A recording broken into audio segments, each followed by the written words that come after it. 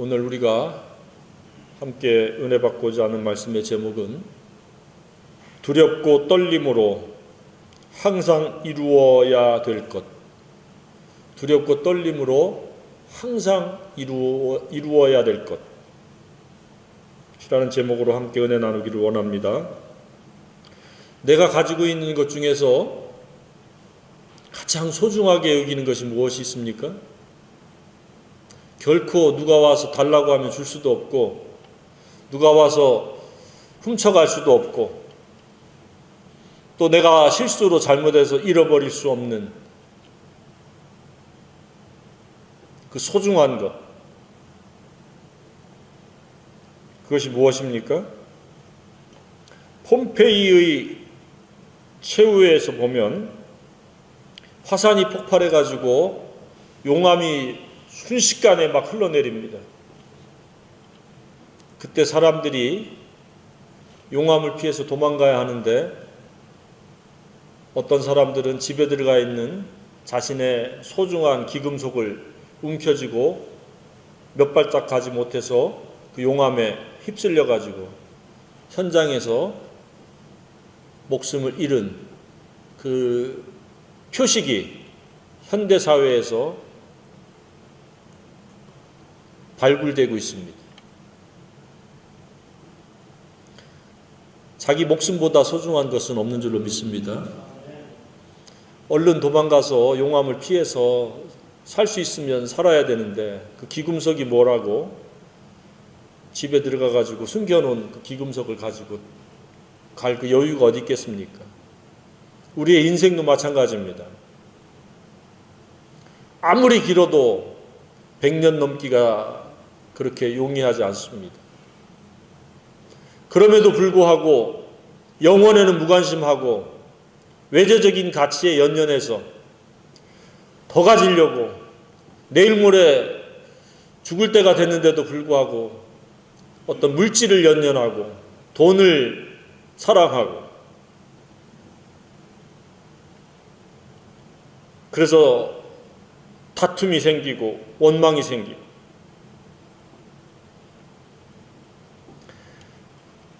아마도 폼페이의 최후는 그런 탐욕스러운 사람들, 타락할 대로 타락한 그러한 사람들을 하나님이 응징하시려고 화산을 폭발시켜서 용암으로 한순간에 쓸어버렸다는 생각을 갖습니다. 모든 역사의 불행 전에는 하나님의 말씀을 거역하고 하나님의 뜻을 무시한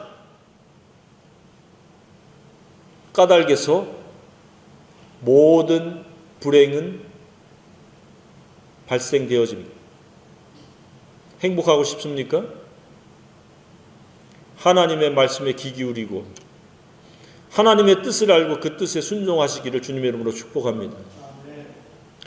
오늘 이 말씀도 바로 하나님의 기쁘신 뜻, 그 뜻을 우리가 항상 잊지 아니하고 그 뜻 가운데 우리가 이 버킷리스트, 소원 목록을 가지고 행할 것을 두렵고 떨림으로, 그것을 잃어버릴까 봐 두렵고 떨림으로 지키라는 이야기입니다. 마음속에 하나님의 뜻보다 소중한 것은 없는 줄로 믿습니다. 은과 금으로 어떻게 바꿀 수가 있겠습니까? 명예와 어떻게 바꿀 수 있습니까?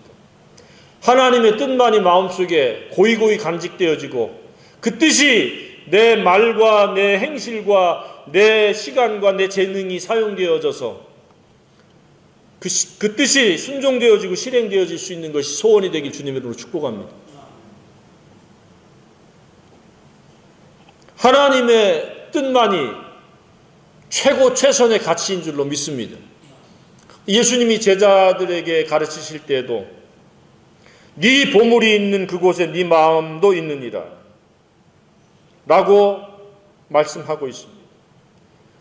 보물이 눈에 보여지는 기금속이나 재물이 아니라 주님의 뜻이 되길 주님의 이름으로 축복합니다. 이것을 일컬어서 가치관이라고 해요. 영원한 가치관은 예수님이 나의 왕이요 구주가 되시고 하나님의 뜻이 내 마음속에 아로새겨지고 그것이 소원 가운데 실행되어질 때에 그것이 최고의 가치인 줄로 믿습니다. 그것은 현재와 영원한 미래에까지도 별처럼 빛날 그러한 가치인 줄로 믿습니다. 수많은 사람들이 잘못된 가치관 때문에 불행을 당합니다. 소중하지 않은 것을 소중하다라고 여기고 보물이 아닌 것을 보물이라고 여기고 그것에 집착하고 연연하다가 사람들이 불행에 빠집니다. 하나님의 기쁘신 뜻이 우리의 보물이 되어지면 나머지는 그냥 하나님께서 모든 것들을 더해 주시고 축복하시고 은총을 베푸실 것을 믿습니다. 그래서 너희는 먼저 그 나라와 그의 의를 구하라. 그리하면 이 모든 것을 너희에게 더하시리라. 하나님이 통치하시는 나라가 확장되어지고 하나님의 뜻이 이루어지는 것이 나의 우선순위가 되고 보배가 되고 보물이요 가치관이 되어지고 그것이 존중되어지고 순종되어질 때에 하나님께서 모든 것을 더하신다고 말씀하셨습니다. 내 스스로의 노력으로 열심으로 외재적인 가치를 아무리 쌓아놔도 그것이 나를 행복하고 나를 즐겁게 할 수 없습니다. 그래서 우리에게 주어진 짧은 인생의 기회, 이 기회를 가장 소중한 것을 위해서, 가장 중요한 것을 위해서, 가장 보물다운 보물을 위해서 살아야 될 기회인 줄로 믿습니다. 그렇지 아니하면 우리는 후회 투성일 겁니다. 내가 뭐 하다가 내 일생을 다 허비해버렸지? 우리에게 주어진 남은 삶의 기회가 얼마일런지 우리는 예측만 할 뿐이지 정확하게 알 수 없습니다. 그 남은 우리의 인생의 기회가 결코 후회가 남기지 않는 점이나 흠이 없는 그런 생애가 되어야 될 줄로 믿습니다. 그냥 소유에 집착해가지고 우리에게 주신 인생을 허비하기에는 너무 아까운 시간들입니다. 그래서 이따금씩 스스로에게 질문하고 대답을 해볼 수 있어야 됩니다. 나는 하나님 보시기에 옳은가? 나는 하나님 보시기에 바르게 살고 있는가? 난 하나님 보시기에 흠이나 점이나 주름 잡힌 것이나 책망할 것이 없는 온전한 자인가? 이 세 가지가 하나님께 충족되어져야 될 줄로 믿습니다. 하나님 앞에 옳아야 되고 하나님 앞에 바르야 되고 하나님 앞에 온전해야 될 줄로 믿습니다. 성경적 가치관이 확립되어지고 그 성경적 가치관대로 살아가면 그렇게 될 줄로 믿습니다. 사람은 스스로 옳을 수가 없습니다.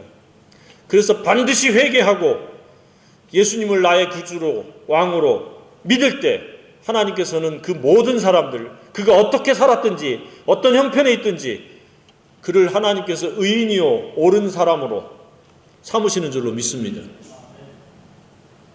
흑인이 아무리 노력을 해서 피부를 하얗게 하고자 해도 하얗게 할 수 없습니다. 우리의 죄도 우리가 아무리 노력해도 스스로 죄를 사함받을 수 없습니다. 그래서 하나님께서 예수님을 우리를 위해서 희생시키시사 속죄 제물로 삼으셔서 우리가 받아야 될 그 죄값을 예수님이 홀로 받으셨습니다. 그래서 예수님을 믿으면 그 죄값을 치른 것이 내가 치른 죄값이 되어지는 겁니다. 그래서 나를 옳다고 여기시는 겁니다. 그 예수님으로 말미암아 옳은 것이 시작되었으면 우리는 그 다음에 그 예수님의 가르침을 따라서 바르게 살아야 될 줄로 믿습니다. 과거에는 욕심을 부리고 과거에는 모간한 인격체로서 사람들에게 가시 노릇도 하고 상처도 주고 다툼과 갈등을 유발시키는 그러한 원인 제공을 했다면 예수 믿고 나서 의롭게 되어졌으면 이제는 그 모든 것들을 내려놓고 온유하고 겸손하고 내 이익만을 추구하다가 다른 사람 유익을 추구하고 다른 사람에게 선을 행하는 그러한 생애로 바뀌어져서 바르게 살아야 될 줄로 믿습니다. 이것은 또 노력으로 되지 않습니다. 성령 충만으로 가능한 줄로 믿습니다. 성령이 임하실 때 우리가 예수님의 증인이 되고 성령이 역사하실 때 우리가 착한 일을 할 수 있는 줄로 믿습니다. 그래서 성령 충만은 선택이 아니라 필수입니다. 내 노력으로 내 힘으로 하려고 하면 한두 번 어떻게 형식적으로 체면적으로 할 수 있을지 모르지만 지속적으로 우리가 하나님 예수 이름으로 착한 일을 할 수 있는 것은 성령 충만으로 성령님의 인도하심 가운데 할 수 있는 줄로 믿습니다. 이것이 옳은 삶이요 바른 삶입니다. 그랬을 때 우리는 영과 혼과 육의 흠이나 점이 없는 온전한 사람이 되어져서 하나님의 선하시고 온전하시고 기뻐하신 뜻을 이루는 그런 복된 생애가 되어질 줄로 믿습니다. 하나님이 그런 생애를 원하시는 겁니다.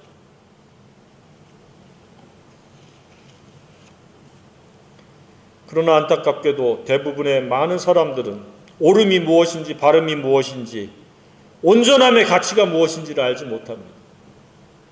그냥 사회적 합의에 의해 가지고 법을 어기지 않으면 그것이 옳음으로 전락시키고 질을 떨어뜨렸습니다. 옳음이라고 하는 것은 하나님 보실 때 죄가 없는 사람입니다.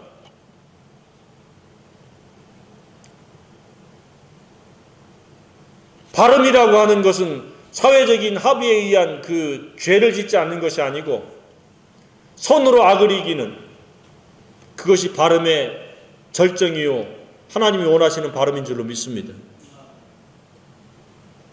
그래서 누구도 예외 없이 예수님을 믿음으로 의롭게 되어야 합니다. 예수님이 아니고는 그 누구도 의롭게 될 수가 없습니다. 어떤 종교, 어떤 사상, 어떤 자기 열심, 지식 다 무용지물입니다. 하나님께서는 예수님을 통해서만이 죄사함의 은총을 허락해 주셨습니다.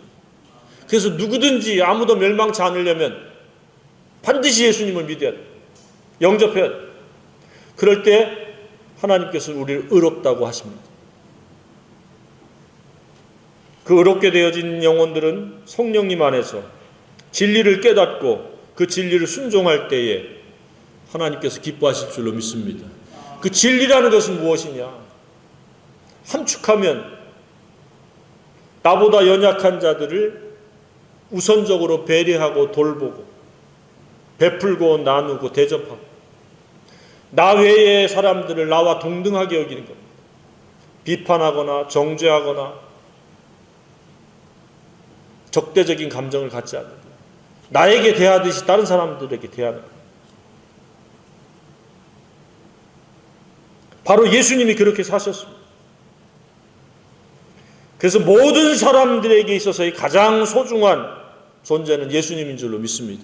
그분이 말씀하시기를 내가 유일한 길이요 유일한 진리요 유일한 생명이라고 선언을 하셨습니다. 예수님이 마음속에 있고 그 예수님의 길을 가는 자만이 진정한 생명의 길로 가고 있는 줄로 믿습니다. 따라서 예수님을 무시하고 배제시키는 것은 정말로 어리석고 무지몽매한 일입니다. 바른 길을 포기한 것이요 생명을 잃어버린 것이요 진리를 떠나서 유리방황하는 것. 따라서 이따금씩 우리는 우리 스스로에게 물어야 됩니다. 나에게 있어서 가장 소중한 것은 무엇인가? 저는 카톡에 Only Jesus, 오직 예수라고 써 있습니다. 제 생애에 가장 소중한 분은 예수님입니다. 예수님이 아니면 우리의 영혼은 성립될 수가 없고 미래가 없습니다. 육체의 기간 동안이 전부 답니다. 그리고는 영원한 고통이고 형벌입니다. 하나님께서 예수님을 보내주시고 우리를 의롭다고 하시고 성령님을 선물로 주셔서 진리를 깨닫게 하시고 진리를 순종하도록 도우시는 하나님을 찬양합니다. 그래서 이 두렵고 떨림이라고 하는 것은 본문에 결코 잃어버릴 수 없는 예수님처럼 위대한 생애를 살 수 있는 최고의 가르침이요 하나님의 분부인 줄로 믿습니다. 그래서 너희 안에 행하시는 이는 하나님이시니 내 스스로 독자적인 생각, 자의적인 생각이 아닌 성령께서, 성령 하나님께서 행하시는, 그리고 그 기쁘신 뜻이라고 한 수식이 붙잖아요. 그냥 뜻이 아니라 하나님이 기뻐하시는, 창조 때에 하나님이 보시기에 좋았더라, 심히 좋았더라, 하나님은 기쁘신 것, 하나님이 좋아하시는 것, 굉장히 관심이 많으십니다. 그것을 우리 마음에 소원을 두고 내가 이렇게 살고 싶다, 이렇게 살아야 되겠다라고 하는 목표, 소원, 그것을 가지고 행하라는 거예요. 그러면 그것이 무엇입니까? 이미 예수님이 그것을 모범을 통해서 보여주셨는데 2장 1절부터 쭉 이제 제시되어 있잖아요. 요약하면 이렇습니다. 첫 번째는 사랑으로 모든 일을 행하라. 사랑으로 모든 일을 행하라.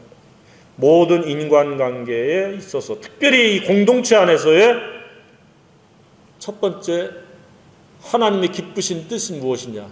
공동체 안에서 가족 간에, 이웃 간에 사랑으로 행하랍니다. 특히 자매들, 허영은 남자들보다 여성들이 허영으로 행하잖아요. 그렇죠? 아무 일에든지 다툼이나 허영으로 하지 말고, 이 말은 4장에 나오는 순두개와 유오디아가 서로 돋보이려고 교회 공동체 안에서 자꾸 나서고 이렇게 사치하고 그랬을 가능성을 유추해 볼 수 있습니다. 그래서 다시 한번 이 말씀을 해놓고 4장 2절에 내가 유오디아를 권하고 순두개를 권하노니 주 안에서 같은 마음을 품으라, 이렇게 이야기를 하고 있습니다. 그러면서 여인들을 돕고, 여인들, 이 여자들이잖아요. 아마 이 빌립보 교회가 이 유오디아하고 순두개가 아마 이 다툼과 허영으로 갈등을 빚었던 것 같아요. 그래서 그거 옳지 않다. 사랑으로 너희들이 행하라. 사랑이 있으면 상대를 존중하고 배려하고 이해하는데, 사랑이 없으니까 어떻게 해요? 저것 봐라, 안 보이던 반지 끼고 왔네, 목걸이 비싼 거 하고 왔네, 뭐 이런 식으로 명품 옷을 입고 왔네 가지고 서로 이렇게 허영이 촉발될 수 있다는 얘기예요. 그런데 빌립보 교회만 그러냐? 사람이 모이는 어느 곳에서도 그럴 수 있다는 얘기입니다. 그래서 남녀공학보다 여대 앞에 옷가게가 훨씬 더 잘 된다는 통계 수치가 있어요. 서로의 허영을 자극하는, 촉발하는. 우리는 허영 때문에 이것을 하고 저것을 하는 것이 아니라 사랑하기 때문에 이것도 하고 저것도 하고 또 이것도 안 하고 저것도 안 해야 될 줄로 믿습니다. 그것을 지금 이야기하는 거예요.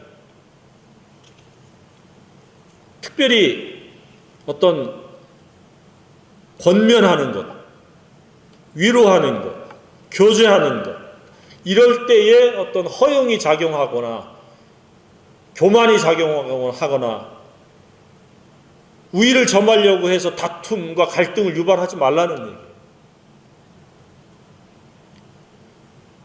사랑으로 하라. 고린도 교회도 동일했었죠. 서로 은사 가지고 그 높낮이를 정하려고 하니까 모든 은사는 다 중요하다. 발톱도 중요하고 손톱도 중요하고 눈, 코만 중요하고 입만 중요하고 뭐 머리만 중요한 게 아니다. 그러면서 너희 모든 일을 사랑으로 행하라 그러면서 사랑이 아닌 것은 뭐라고 그랬어요? 천사의 언어를 사용하고 아주 미사여구를 아주 술술술술 막 시적으로 잘 써도 소용없다. 애언의 은사가 있어서 미래에 어떤 일이 일어나고 뭐 이렇게 해서 말씀이 합력해서 뭐가 된다. 그리고 모든 지식, 산을 옮길 만한 모든 믿음이 nothing, I'm nothing, 아무것도 아니다. 사랑이 아닌 것들은 아무리 그럴듯하게 보여도 불법인 거예요. nothing입니다. 그리고 사랑하지 아니하는 것은 굉장히 단호한 어조를 쓰고 있습니다. 저주를 받을지어다. 고린도전서 16장 22절에 만일 누구든지 주를 사랑하지 아니하면 저주를 받을지어다. 저주라는 단어는 썩 유쾌한 단어는 아닙니다. 근데 주님을 사랑함으로 말미암아 그 사랑을 따라서 사랑하지 않는 것은 저주를 받을 일이다. 그래서 우리는 사랑하기 때문에, 사랑으로 말미암기 때문에 저주와는 무관한 자가 되어야 될 줄로 믿습니다. 그래서 우리가 눈을 뜨고 의식이 있는 동안에 결코 양보하거나 타협할 수 없고 대체시킬 수 없는 것이 주님을 사랑하고 공동체를 사랑하는 겁니다. 그래서 탁월한 은사, 뛰어난 재능, 언어 능력 이런 것들이 사랑이 없으면 무용지물이다. 사람들 앞에는 돋보일 줄 모르지만 뿐만 아니라 뛰어난 인간관계도 사랑으로 말미암지 않은 것은 그냥 수단이요 처세술에 불과한 겁니다. 우리는 처세술자가 아니고 사랑의 행함으로 살아야 될 자들인 줄로 믿습니다. 세상에 처세술 잘하는 사람 많이 있습니다. 그래서 사람의 마음을 얻어서 자기가 원하는 대로 이끌어갑니다. 우리는 처세술이 아니라 성령으로 말미암아, 사랑으로 말미암아 사람들을 대함으로 그가 알아주든 알아주지 아니하든 우리는 일관되게 그렇게 살아야 될 줄로 믿습니다. 둘째는 무엇입니까? 겸손으로 행하라. 처음으로는 사랑으로 행하라. 두 번째는 겸손으로 행하라. 결코 이것을 잊지 말아야 됩니다. 이것은 항상 계속되어져야 될 일이다.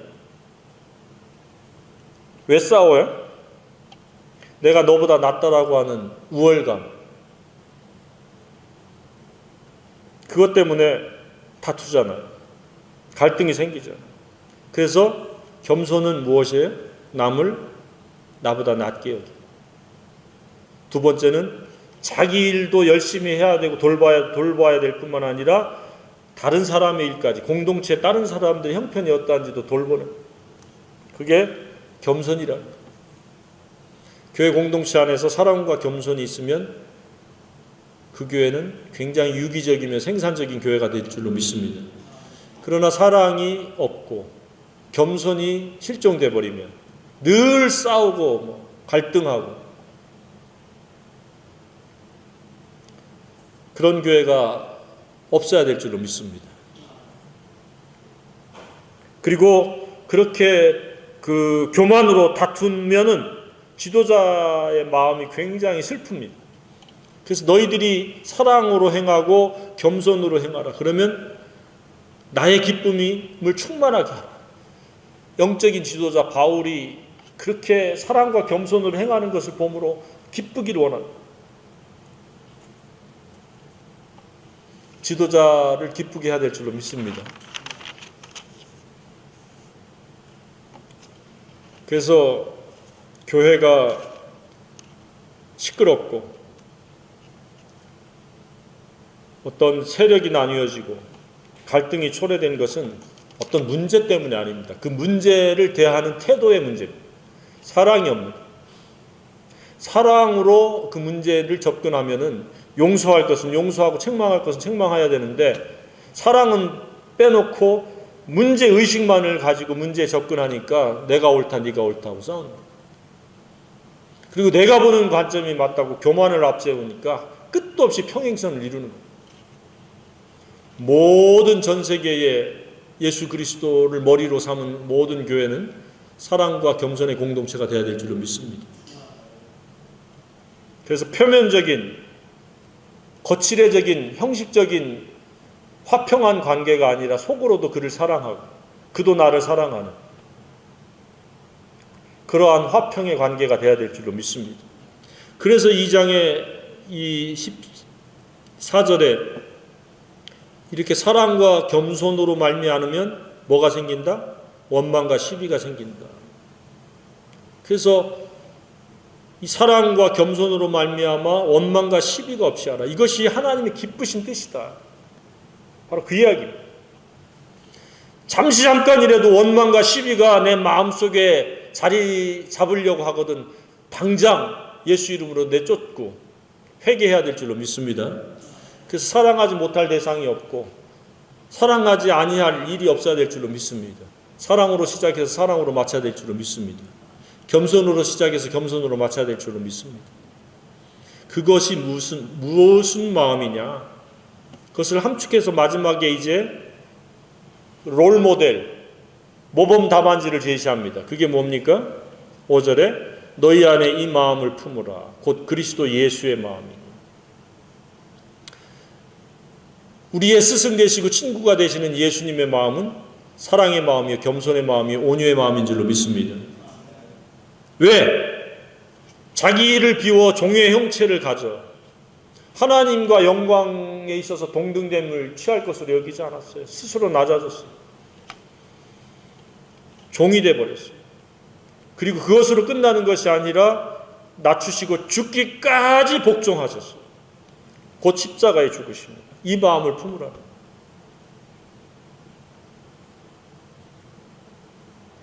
그래서 아무리 강조해도 예수님보다 소중한 분이 없습니다. 아무리 탁월하고 뛰어나도 예수님과 견줄 수가 없습니다. 그 누구도 예수님의 겸손과 사랑을 뛰어넘을 수가 없습니다. 이러한 예수님의 마음을 우리가 가져야 될 줄로 믿습니다. 종이 되는 마음, 복종하고 순종하는 마음, 기꺼이 십자가를 질 수 있는 마음. 그래서 하나님 죽으라면 죽고 가라 하면 가고 서라 하면 설 수 있는 그런 예수의 마음으로 사는 사람들이 되어야 될 줄로 믿습니다. 이것이 하나님이 기쁘신 뜻이라는 거예요. 그래서 이러한 예수님을 주님으로 고백하고 하나님께 영광 돌리라는 거예요.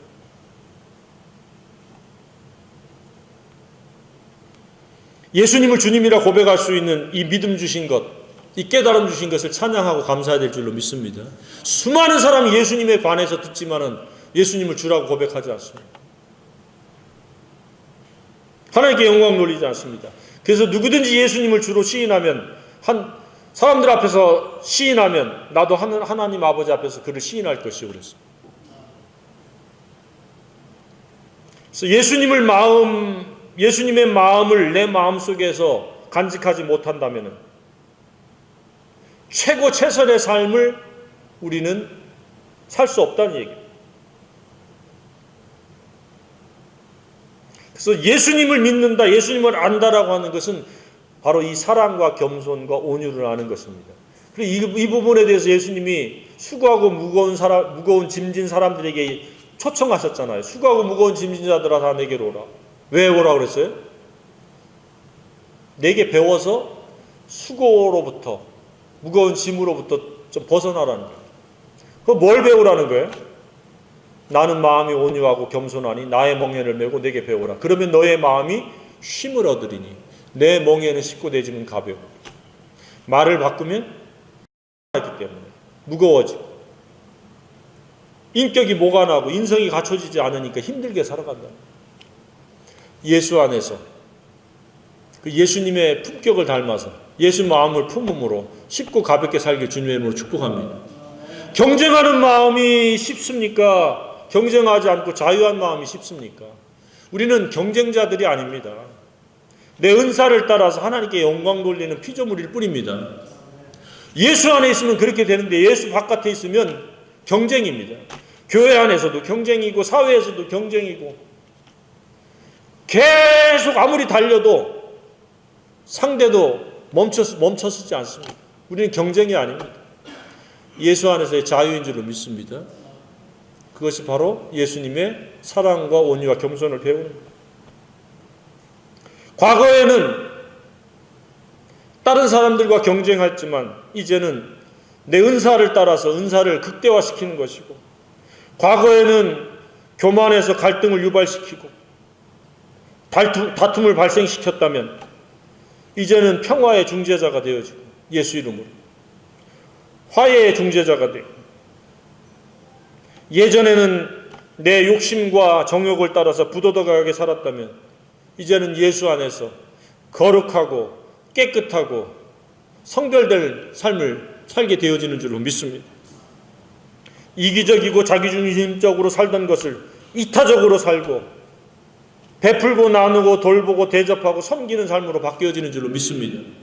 꼭 크게 많이 아니할지라도 한 끼 대접하는 것만으로도 엄청난 변화인 줄로 믿습니다. 중보기도 하는 것만으로도 엄청나게 변화인 줄로 믿습니다. 하나님께서는 지금도 성령님으로 말미암아 사랑과 겸손으로 온유로 예수님의 마음으로 살기를 원하십니다. 그 뜻을 우리 마음속에 품고 항상 그렇게 살기를 원하십니다. 바로 그렇게 살아가는 영성이 깨어있는 영성인 줄로 믿습니다. 주님이 계속해서 깨어있어라. 말세지말이 되면 미혹자가 나와서 우리를 미혹한다. 사상으로 미혹하고 어떤 설과 학으로 미혹하고 전 세계를 휩쓸고 있는 모든 주류 언론이라고 하는 이들이 90% 이상이 거짓 사상, 잘못된 것에 오염되어 있고 물들어 버렸습니다. 그래서 우리가 깨어있지 않으면 그냥 그들에게 휩쓸려 갑니다. 그게 대표적인 게 동성애 옹호하는 것, 이슬람 옹호하는 것, 그리고 양성평등이라고 그러면서 오히려 역차별적으로 여성을 옹호하는 것. 수많은 잘못된 것들이 지금 이 세계를 휩쓸고 있습니다. 이 말은 또 무슨 말씀입니까? 예수님 오실 때가 거의 다 됐다는 뜻입니다.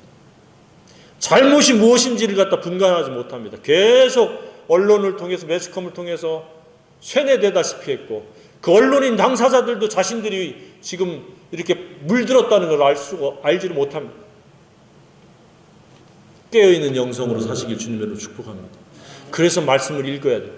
내가 하나님의 기쁘신 뜻으로 생각체계를 이루고 마음속에 간직한 채로 그것을 순종하며 살아가고 있는 거예요. 그래서 이 본문에 두렵고 떨림으로 너희 구원을 이루라 라고 하는 말씀은 지속적으로 거룩한 성화된 삶을 살으라 그 이야기입니다. 이거 무슨 난해 구절 아닙니다.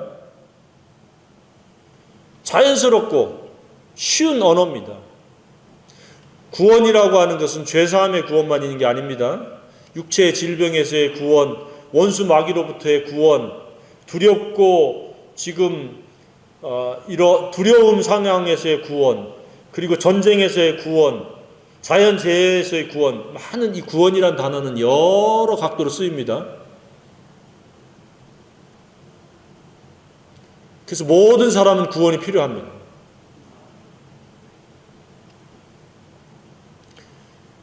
그리고 모든 상황 속에 구원이 필요합니다. 그 구원을 등한히 하고 구원을 외면하면 그는 완악한 자입니다. 완악한 자가 없어야 될 줄로 믿습니다. 두렵고 떨림으로 구원을 이루어야 될 이 부분은 거룩함을 지속하는 사랑과 겸손, 예수님의 마음으로 한결같이 살 수 있는 거룩한 영성을 지속하라는 의미입니다. 어떻게 지속이 가능합니까? 내가 오늘부터 거룩한 마음으로 거룩한 행실을 살아야 되겠다. 그렇게 한다고 됩니까? 그렇지 않습니다. 말씀과 기도로 거룩해지는 줄로 믿습니다. 말씀은 누가 대신 읽어줄 수 없습니다. 내가 읽어야 됩니다. 기도를 누가 대신 해줄 수 없습니다. 내가 해야 돼요. 그래서 하나님의 말씀을 늘 가까이에 두고 읽어야 돼요. 그래서 이렇게 하나님의 말씀이 내 마음속에 새겨지고 하나님의 뜻이 내 속에서 완전히 아로새겨져서 그 뜻을 순종할 때에 그것이 거룩한 삶이요 거룩한 산제사의 예배인 줄로 믿습니다. 그래서 이렇게 사는 것을 가지고 하나님께서는 3번의 수식을 붙인다고 말씀을 드린 적이 있죠. 하나님의 선하시고 기뻐하시고 온전하신 뜻이 무엇인지 분별하도록. 거룩한 삶을 살아가는 게 하나님의 선하시고 기뻐하시고 온전하신 뜻이라는 겁니다. 그래서 주일날 모이는 것은 공동체 한 사람 한 사람이 개인 예배를 하다가 함께 예배하며 하고자 하는 집회입니다. 그래서 우리가 함께 예배를 잘 하던 사람들이 와서 예배를 할 때 이게 예배가 되는 거지, 그렇지 않으면 모였다 패하는 어떤 사람들의 습관에 불과한 겁니다. 그냥 모임에 불과한 겁니다. 그래서 하나님께서 이 산에서도 말고 저 산에서도 말고 예루살렘에서도 말고 예배할 때가 오나니 곧 이때라고 하시면서 영과 진리로 예배하는 자를 찾으신다고 말씀하셨습니다. 하나님의 거룩하신 뜻이 내 마음 속에 있고 그 뜻이 내게 있어서 존중되어지고 순종되어지는 삶이 예배라는 겁니다. 이쯤에서 한번 살펴보시길 바랍니다. 나는 하나님이 찾으시는 예배자인가, 아니면 예배당에 이따금씩 왔다 갔다 하는, 아니면 규칙적으로 왔다 갔다 하는 집회 참석자인가. 하나님은 집회 참석자를 원하지 않습니다. 예배자를 찾고 있는 줄로 믿습니다. 오늘날 현대인들 중에서 이 예배에 대한 개념이 잘못돼 가지고 주일날 형식과 순서가 있는 이 집회에 참석하는 것을 예배라고 이야기하면서 나머지의 삶은 자기가 살고 싶은 대로 살아가는 그 예배자가 아닙니다. 집회 참석하고 자기 마음대로 살아가는, 하나님 뜻과는 무관한 가증스러운 삶을 살아가는 사람들입니다. 예배당에 있을 때나 예배당 바깥에 있을 때나 한결같이 하나님의 뜻이 나를 이끌어가고 내가 순종되어질 때 그것이 예배인 줄로 믿습니다. 그게 사랑과 겸손, 예수님의 내 속에서의 왕이 되셔서, 임금이 되셔서, 거룩한 성전이 돼서 그 예수님의 뜻이 성령 안에서 순종되어지는 삶, 그것이 예배인 줄로 믿습니다. 그것이 다른 사람들과의 화평이요, 원수가 배가 고프면 밥을 사주고 목이 마르면 물을 대접하는, 선으로 악을 이기는 거룩한 산제사의 영적 예배인 줄로 믿습니다. 그것을 지금 항상 두렵고 떨림으로 이루라는 거예요. 왜냐하면 아차하는 순간에 이탈되어지기 때문에 내 악한 생각이, 내 욕심이 하나님의 기쁘신 뜻이 아닌 것을 행하게 된다. 그래서 그것을 두렵고 떨리라는 거예요. 그것을 잃어버릴까, 내 멋대로 살까봐, 내 이기심대로 살까봐, 다른 사람들과 원망과 시비를 발생하며 살까봐, 다툼과 허영으로 살까봐, 교만으로 살까봐, 그것을 두렵고 떨라는 얘기예요. 그럴 때 우리는 참 예배자, 하나님이 찾으시는 예배자가 돼서 이 세상에 흠없는 자녀요 하나님의 빛들로 나타난다. 진리를 드러내는 자가 된다. 그랬을 때 지도자로서 기뻐하고 기뻐한다는 거예요.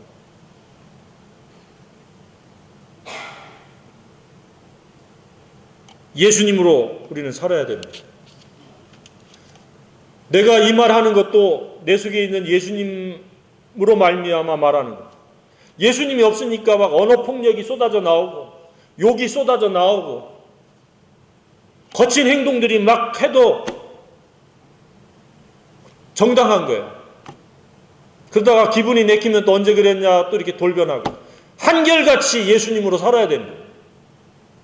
그러면 짜증 날 일도, 분노할 일도, 언어폭력을 쏟아낼 일도, 행동이 다른 사람들에게 피해를 줄 만한 그런 행동도 나올 일이 없을 줄로 믿습니다. 예수님이 없으니까, 자기가 주인이니까, 그 악한 생각이 주인이 되니까 기분에 따라서 막 욕도 했다가 폭력도 행사했다가 거칠어졌다가 어떻게 기분 내키면 그냥 이따금씩 한두 번은 온순해지고, 그래서 이 사람 저 사람에게 상처도 주고 갈등을 유발하고, 그런 삶을 살지 말라는 거예요. 최고의 삶을 살으라는 얘기, 최선의 삶을 예수님으로 말미암아 살으라는 얘기, 빛들로 나타나라는 거예요. 주님이 원하시는 삶, 두렵고 떨림으로 이루길 주님으로 축복합니다. 나머지들은 다 내려놓으시고 못 박아버리고 오직 예수님으로 살길 주님으로 축복합니다. 찬양하겠습니다.